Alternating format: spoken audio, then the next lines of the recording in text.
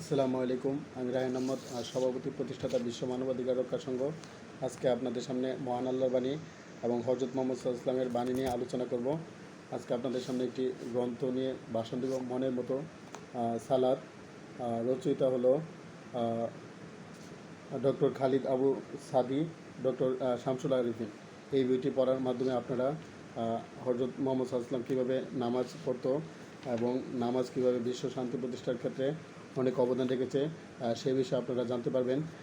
আপনারা যারা বিশ্ব মানবাধিকার রক্ষা সংঘ এবং রায়হান আহমদ একাডেমির সাথে আছেন তাদেরকে আহ্বান জানাই, এই বইটি পড়তে পারেন। মানুষকে এই সঠিক প্রশ্নের সঠিক জবাব দিতে না পারলে মানুষের সমস্যাগুলো কী কী তা বোঝা সম্ভব নয়, সমাধান কী হবে তাও বাতলানো সম্ভব নয়।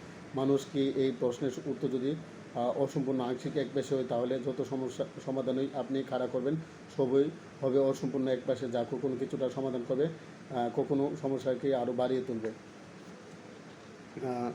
আবু হুরায়রা রাদিয়াল্লাহু তাআলা থেকে বর্ণিত এক ব্যক্তি মসজিদে সালাত আদায় করছিল, আর তখন মসজিদের এক কোণে অবস্থান করছেন রাসূলুল্লাহ হযরত মুহাম্মদ সাল্লাল্লাহু আলাইহি ওয়াসাল্লাম। সালাত শেষে লোকটি এসে তাকে সালাম করলো।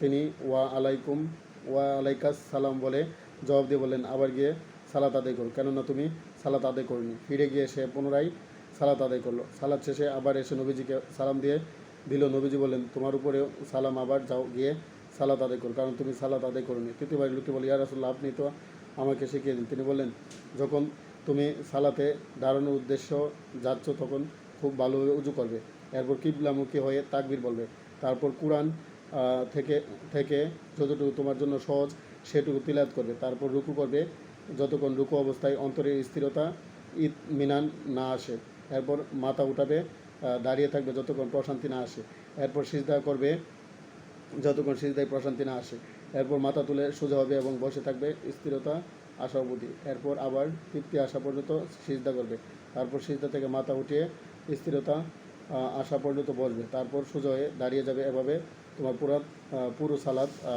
আদায় করবে। বিশ্ব শান্তি, মানব কল্যাণ, মানবাধিকার ও ন্যায় বিচার নিশ্চিত করার জন্য কাজ চালিয়ে যাব। বিশ্বের সকল জীব, প্রাণী ও মানুষের মুক্তির জন্য কাজ চালিয়ে যাব ইনশাআল্লাহ।